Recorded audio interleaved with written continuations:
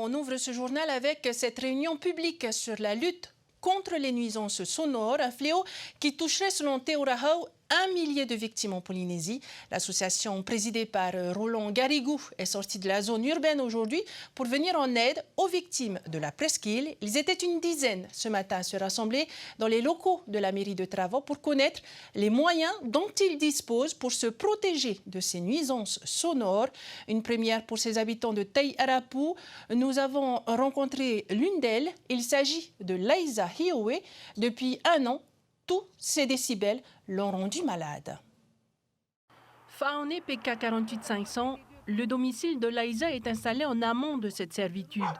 Même à 200 mètres de la route de ceinture, elle entend de jour comme de nuit le passage des cars basses. Ça fait trembler la maison quand ça passe à côté. Et quand ça passe pas une fois, hein, ça passe plusieurs fois. N'en parlons pas la nuit, il passe plusieurs fois. Et quand ils mettent la basse, c'est énorme, c'est vraiment puissant. Cela fait 17 ans que Laïsa et son mari ont acheté et construit leur foyer à Faone. Les chiens qui aboient ou encore la musique du voisinage, tout cela se règle facilement. Mais les basses lourdes des voitures, c'est autre chose. Pour elle, les systèmes audio des voitures sont amplifiés depuis une dizaine d'années et nuisent encore plus qu'avant. Aujourd'hui, malade, elle s'est tournée vers l'association Teo Rahau pour trouver une solution. La nuisance sonore, c'est devenu une maladie. Je ne sais pas si vous réalisez ce que c'est que d'écouter les gens quand ils font leur basse. Quand ils font leur basse, c'est mawiwi rotoyawe. Et tout est faiten etuya utome mawiwi. Je ne sais pas, Rato, ça les fait jouir peut-être d'entendre cette musique-là, mais pas moi, ça ne me fait pas du tout jouir. À Tei Arapu Est, un arrêté municipal de 2016 réglemente tout type de nuisance sonore. Laïsa, elle, se prépare à porter plainte. Roland Garrigou, Yarana. Yarana. Donc vous êtes le président de Teo Rahau depuis 3 ans. Les plaintes, on vient de voir l'histoire de Laïsa Hiowe. Les plaintes comme celle de Laïsa ont-elles des chances d'aboutir? Oui, si elles sont bien préparées, elles aboutiront. C'est-à-dire? Clairement. C'est-à-dire que si, et c'est tout le problème, c'est un des problèmes que rencontrent les victimes et que nous rencontrons avec elles. C'est-à-dire qu'il faut qu'il y ait des constats de faits, il faut qu'il y ait les interventions de la police municipale ou de la gendarmerie à travers le 17, n'est-ce pas? C'est ce qui manque apparemment aujourd'hui. Alors, ça se fait, mais la question est-ce que ça se fait toujours régulièrement?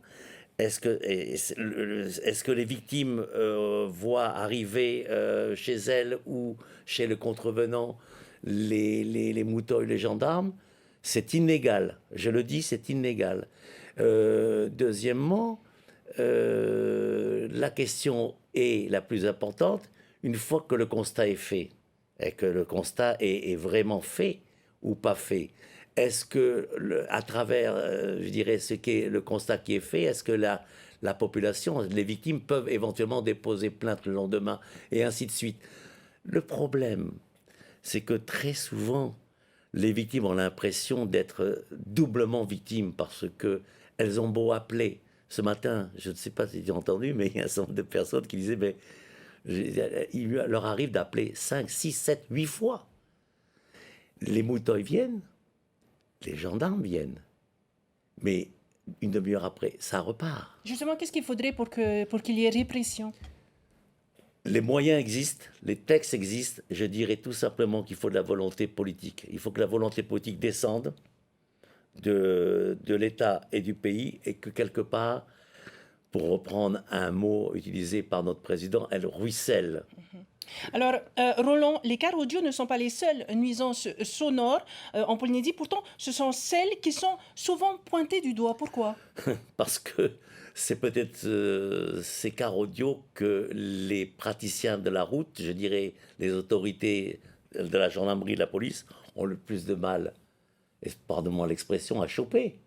Parce que quand ils voient les gendarmes ou les policiers, en général, ils baissent le son. Donc c'est très difficile de les prendre en flagrant délit. Qu'est-ce qu'il faudrait? C'est la raison pour laquelle depuis des années, non seulement nous disons, mais nous l'écrivons, nous demandons à l'État et au pays de réunir le comité des transports, les représentants de l'État et du pays, et pour qu'il y ait une certaine modification extrêmement précise du code de la route, en une seule phrase. Qu'on interdise finalement L'installation de matériel dans les voitures de particuliers et dans les comment dirais, les transports en commun.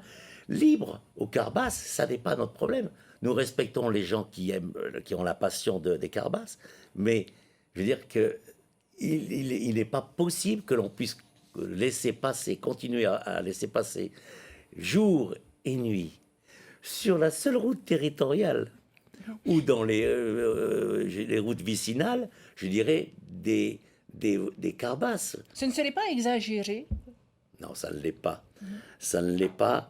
On peut dire que en prenant un point X sur le, je dirais, peu importe le PK sur la route territoriale, et amuse-toi à te mettre à la limite 3-4 heures de suite au même endroit fixe, et tu verras le nombre de car basses qui passeront de toute manière en semaine comme le week-end. Alors, une loi de pays d'avril 2016 encadre les bruits de voisinage. Selon vous, elle ne serait pas respectée. Il y a une omerta, selon vous, Oui. sur cette loi de pays? Oui, c'est-à-dire que le pays fait aussi il n'est pas question de jeter la pierre au pays. Le pays fait aussi des modifications. Il y a un texte d'avril 2016, je prends cet exemple-là. C'est les fameux carnets à souche. Bon. Ces carnets à souche permettent éventuellement aux moutons municipaux de verbaliser. Le problème, c'est qu'on se rend compte de temps en temps que certains moutons municipaux ou certains maires ne délivrent pas ou ne distribuent pas les carnets à souche. Je le dis et j'assume ce que je dis. Donc, en fait, là encore, c'est un problème de volonté politique.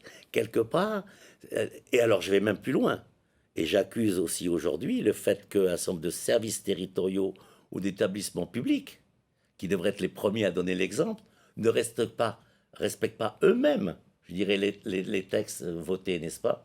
S'ils sont les premiers à commettre ou à laisser faire les nuisances sonores. Là, vous travaillez encore avec eux. Il y a des discussions de prévues tout de même Oui, là-dessus? on a été reçus par le président il y a quelques mois, par le directeur de cabinet du commissaire.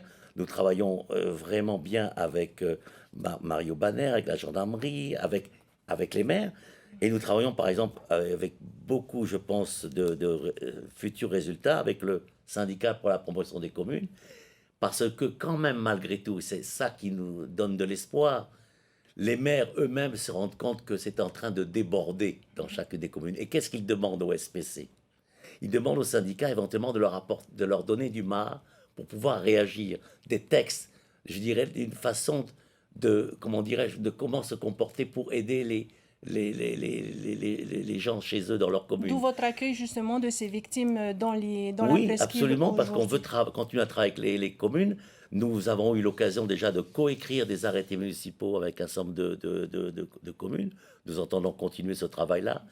Mais ce que nous avons fait ce matin, c'est une façon de vouloir de plus en plus travailler maintenant, nous décentraliser et travailler avec les victimes dans les communes et non pas simplement les attendre à notre réunion mensuelle ouverte à Punaviat, vous voyez ce que je veux dire, c'est ça.